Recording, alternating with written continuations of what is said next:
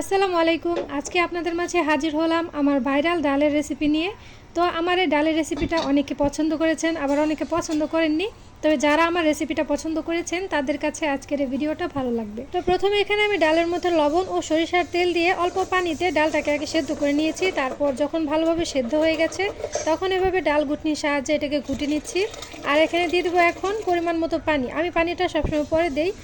আর দিয়ে দিচ্ছি আস্ত কাঁচামরিচ, এবং ডালটা যখন ভালোভাবে ফুটে উঠবে তখন এখানে দিয়ে দিব হলুদের গুঁড়া। হলুদের গুঁড়া দেওয়ার পর ডালটাকে আবার কিছুক্ষণ ভালোভাবে জাল করে নেব। জাল করে নেওয়ার পর এখন এখানে দেব ফোড়ন। তো ফোড়নের জন্য আমি দিয়েছি কিছুটা তেল, কালো জিরা, জিরা, রসুন কুচি ও পেঁয়াজ কুচি। এখন এগুলোকে খুব ভালোভাবে ভেজে লাল লাল করে ভেজে তারপর আমি ডালের মধ্যে ফোড়ন দিয়ে দিব। তৈরি হয়ে গেল আমাদের সিম্পল ডালের রেসিপি। আপনারা অনেকে আমার এই কড়াই সম্পর্কে জানতে চেয়েছিলেন। এটা আমি অনলাইন থেকে নিয়েছিলাম। এটা কিয়াম ব্র্যান্ডের। এটা কিনেছিলাম 990 টাকা প্লাস 150 টাকা ডেলিভারি চার্জ। এই কড়াইটা হচ্ছে 18 cm এর। এটা বেলি শেপ কড়াই আর এটার সার্ভিস অনেক ভালো।